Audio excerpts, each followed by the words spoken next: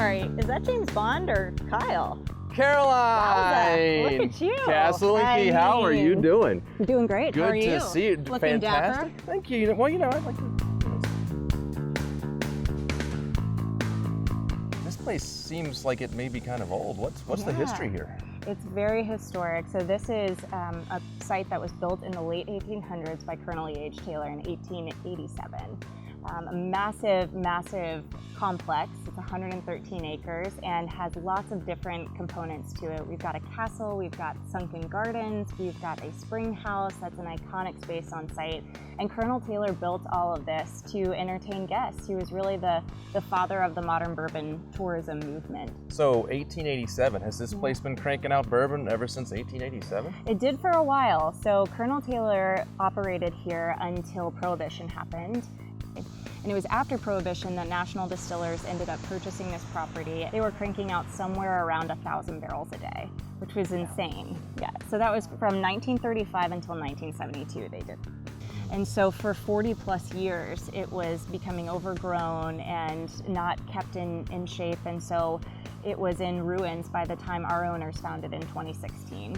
And so we have been able to take what he created here in the late 1800s and resurrect it. So the grounds, there are some really neat things that the Colonel did that were unique to this particular distillery that you don't find in other places. So I don't know of another bourbon distillery that has a castle like this. So we have a limestone castle that was built in the late 1800s. We have sunken garden that looks like and mimics the Windsor Castle grounds. I assume that somewhere near here there is a flowing creek, river, or something where water comes from. So we have an iconic spring house on site that Colonel Taylor actually built this spring house around it to highlight this water source. So it's an underground aquifer that fills itself up twice a day. It has 140,000 gallons of water in it, and we use that in all of our spirits: gin, vodka, rye whiskey, and bourbon. So Caroline, you think we can maybe check out some of these wonderful things you just told me about? Absolutely. And maybe try some of the product that's being made from that spring? I think we can arrange that. Well, what are we waiting for? Let's go. All right. You know, Prohibition's my kryptonite. Is that a cummerbund? Seriously? Nailed it.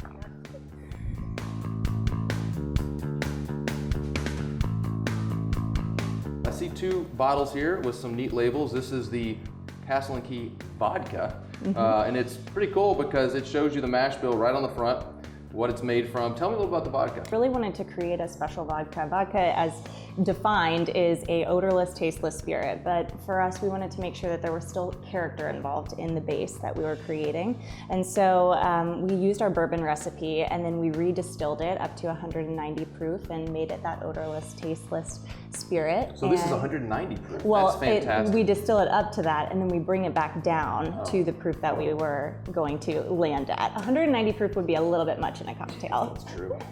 And then for any good gin, you need a really great base of vodka, and so we actually use our vodka in the creation for our gin as well. And this is the London Dry Gin. That's right. We've got coriander here, we've got angelica root. This is the base that you typically would find in a gin, but for us, we wanted to switch it up a little bit, and so some of the herbs and botanicals that are unique to us is the rosemary and then the ginger, and we've also got chamomile here. Next, we have lemon verbena, which brings in that citrus note, and then for mouthfeel, we have licorice root. So that's our recipe right there. So in the experience that we take our guests on, they go around the property, they get to come in here at the end of the experience after hearing all about the history of the place and the story of Castle and Key. They get to enjoy these beverages, and so we make cocktails for them.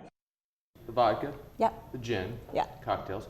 Obviously there's maybe something missing here, but that's going to be ready soon. Sure. The darker liquid is what I'm talking about. Yeah, the brown spirits, Yeah. yes. So we have our rye whiskey is going to be released in 2020, which we're incredibly excited about. And then our bourbon is going to be released in early 2022. So folks can come in and try that as well once they're here. That's right. But in the meantime, we have cocktails, and so wanted to share one with you. Absolutely. This is our classic gin and tonic with Jack Rudy classic tonic syrup. So you can smell real citrusy on the nose.